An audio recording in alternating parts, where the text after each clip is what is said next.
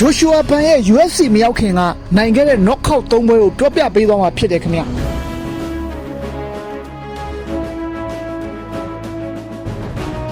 နံပါတ်1အနေနဲ့ကတော့ကျွန်တော်တို့ဒီ Fury Fighting Championship မှာတော့က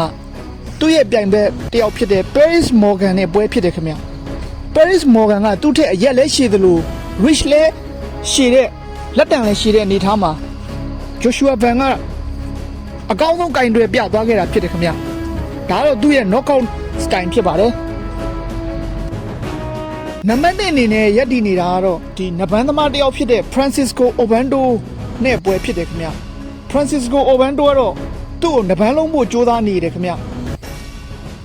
နဘန်းလုံးဖို့ကြိုးစားနေတော့မှပဲ clinch နေထားမှာ Joshua Ban ကအကောင်းဆုံးကင်တွေပြီးတော့ knockout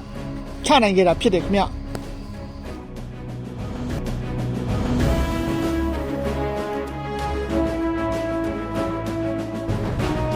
နံပါတ်3ပွဲအနေနဲ့ကတော့ Joshua Ban ရဲ့ပြိုင်ဘက်တစ်ယောက်ဖြစ်တဲ့ဒီ Angelo Trujillo ဆိုတဲ့ပြိုင်ဘက်နဲ့ဖြစ်ပါတယ်ဒီပြိုင်ဘက်နဲ့ပွဲမှာလဲသူ့ထက်လူကောင်ရောဗလာရောအင်မတန်ကြီးတဲ့အင်မတန်ကွာခြားနေတဲ့အခြေအနေမှာ Joshua Ban ကဟက်ကစ်နဲ့လှလှပပပွဲသိမ်းပြခဲ့တာဖြစ်တယ်ခင်ဗျ